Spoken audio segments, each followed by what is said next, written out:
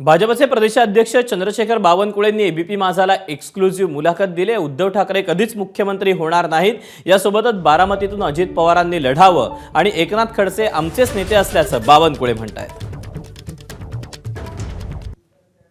ते तर राहुल गांधीकडे जाऊन आले, 2 दिवस राहून आले की मुख्यमंत्री पद मला जाहीर करा।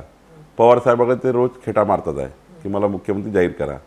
त्यांचे 2-3 प्रवक्ते बोललेही की बिना चेहऱ्या निवडणूक होऊ शकत नाही, उद्धव ठाकरे सारखाच चेहरा पाहिजे तेव्हाच मुख्यमंत्री होऊ शकतं असं वगैरे। पण काँग्रेसने आणि राष्ट्रवादीने त्यांना दाद दिली नाही, त्यांच्या सर्व पद त्यांनी संपवून टाकले आहे।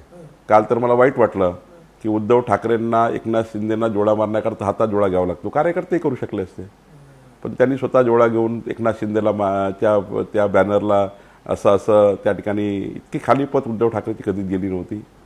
मातोश्रीच्या आतमध्ये राहून उद्धव ठाकरे सरकार चालवायचे। मी अनेक वेळा बघितलं, देवेंद्रजी मुख्यमंत्री असताना तिथनं आदेश यायचा आणि काम व्हायचं।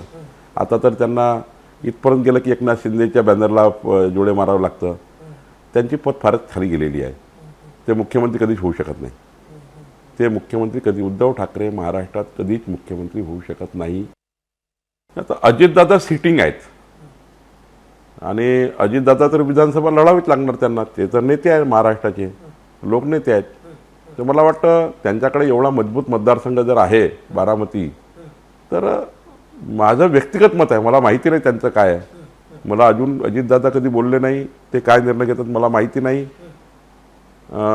बारामतीचा निर्णय मला वाटतं ते आता सिटिंग असल्यामुळं एखाद्या वेळ करू शकतात, पण मला बिलकुल माहिती नाही की अजितदादा मला वाटतं की त्यांनीच लढावं व्यक्तिगत। त्याच्यापेक्षा जर आता आपण विचार करतो की जिंकण्याकरता लढायचा आहे, तर मग जिंकण्याकरता लढणारा उमेदवार तर बारामतीमध्ये अजितदादाशिवाय कोण आहे?